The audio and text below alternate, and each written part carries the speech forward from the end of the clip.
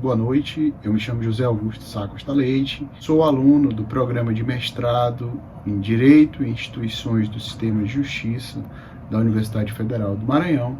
e hoje eu vou apresentar para vocês um trabalho realizado em coautoria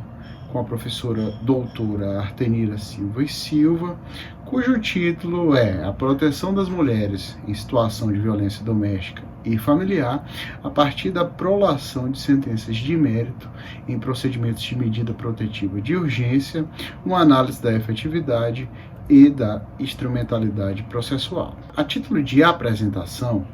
eu começo informando,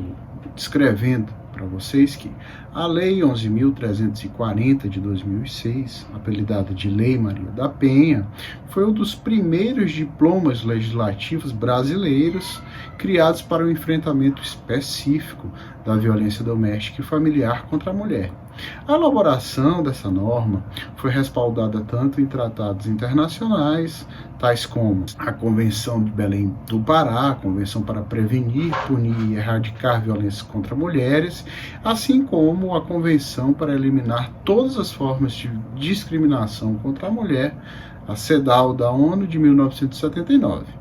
Não custa mencionar que a interpretação dessa lei, que teve essa inspiração em tratados internacionais, deve se fazer em conformidade com uma carga axiológica que é trazida por esses documentos internacionais, sem esquecer também as balizas do próprio ordenamento interno do Brasil, tais como as balizas que são extraídas da Constituição Federal de 1988. Ora, dentre os institutos inovadores albergados por esta norma, pode-se destacar a inclusão da figura, digamos, sui generis da medida protetiva de urgência, que se popularizou ao longo do tempo e se tornou um dos mecanismos mais procurados pelas mulheres vítimas de violência no Brasil. Segundo aponta o Conselho Nacional de Justiça, no ano de 2010, por exemplo, as medidas protetivas já eram aproximadamente 60% de todas as demandas propostas nas varas especializadas em violência doméstica no Brasil.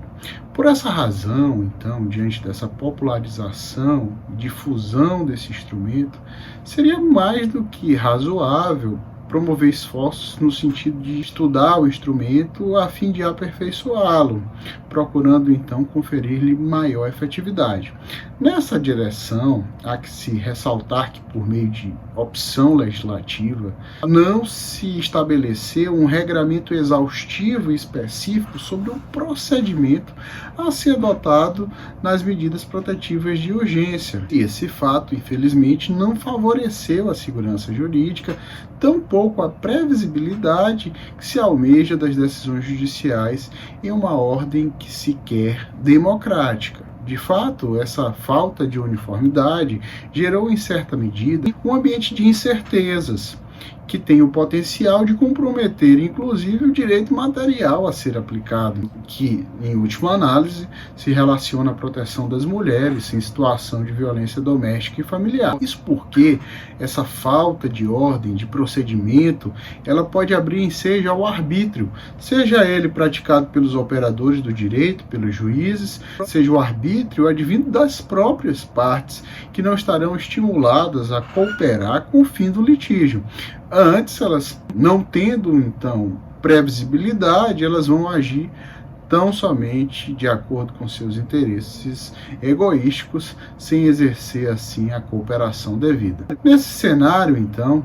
procura-se ou objetiva-se analisar a viabilidade da adoção de um procedimento específico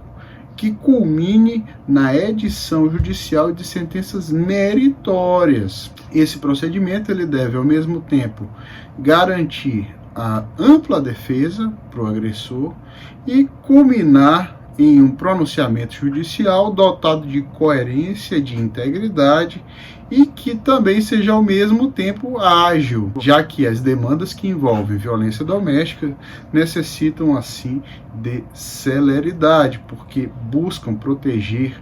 a vida das vítimas. Em última análise, se propõe a substituição por um modelo de resposta estatal, a substituição do modelo atual por um modelo menos aviltante e que tenha mais ou maior aceitação social. Porquanto esse modelo que se propõe é dotado da capacidade de abordar o conflito em sua inteireza, propiciando às partes o exercício do contraditório e da ampla defesa, e o acesso a uma ordem jurídica justa. O principal eixo do presente estudo é a ideia de que se deve aplicar o texto do Código de Processo Civil de 2015,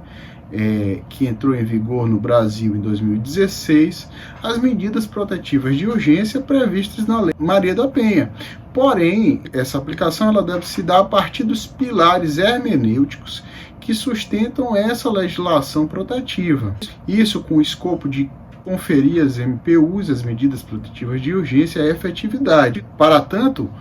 utilizou-se como estratégia de pesquisa o estudo de caso que teve como objeto uma das primeiras decisões judiciais de mérito proferidas na Vara Especial da Violência Doméstica e Familiar contra a mulher, com jurisdição na cidade de São Luís, a cidade brasileira de São Luís, capital do estado do Maranhão. Essa sentença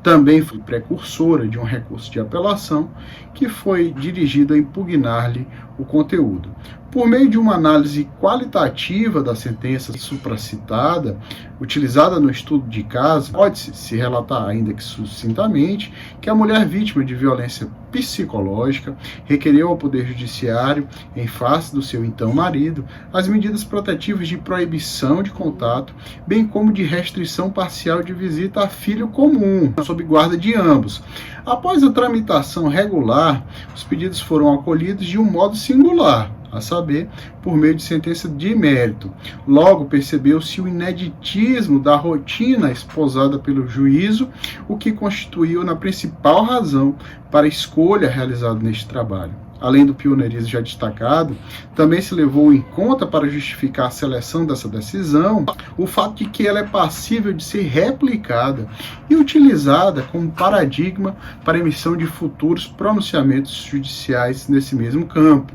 Cumpre anotar que foram utilizados como procedimentos metodológicos também a pesquisa documental realizada por meio da análise de todas as decisões proferidas pela Vara da Mulher em 2016 e em sede de medidas protetivas de urgência. Se escolheu esse ano porque ele é o ano de prolatação do ato judicial que embasa o presente estudo de caso. A escolha do ano se deu em virtude de ser o mesmo o vigente quando do julgamento do caso escolhido para o estudo. Se destacar ainda que as sentenças estudadas foram coletadas ao longo de 263 diários de justiça eletrônicos que circularam durante o ano paradigma e que foram disponibilizados ao público no site mantido pelo Poder Judiciário do Estado do Maranhão na rede mundial de computadores. A opção pela consulta ao diário de justiça eletrônico se deveu ao fato de que, mesmo em processos sob sigilo de justiça, sob segredo, maioria dos casos de violência doméstica, é possível analisar a intimação aos respectivos advogados das partes, pois o conteúdo das sentenças e das decisões interlocutórias é publicado integralmente, preservando-se apenas o nome dos envolvidos. Por seu turno, também foi utilizada a técnica da pesquisa bibliográfica, com a consulta de obras e artigos elaborados acerca do tema explorado nesse estudo. Destarte o cotejo entre as violências encontradas e as teorias trabalhadas ao longo da pesquisa resultou na construção de um estudo de caso único, holístico e voltado à unidade e completude do fenômeno estudado. O estudo de caso é do tipo instrumental e vem possibilitar a compreensão da aplicação de sentenças de mérito às medidas protetivas de urgência nas demais demandas, portanto permitindo futuras generalizações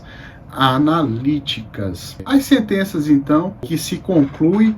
como elementos que devem resultar do estudo de caso, elas são sentenças que podem resultar em maior efetividade da proteção das mulheres, porque, por se tratarem de procedimentos meritórios, elas conseguem abranger a totalidade do conflito e, assim, aplicar o melhor direito aos casos. Então, a medida protetiva se propõe a elaboração de um procedimento específico com a prolação de sentenças, tudo isso a partir do estudo de caso, sentenças essas que vão poder ser executadas de forma a proteger com mais efetividade o direito das mulheres vítimas de violência. Agradeço então e encerro.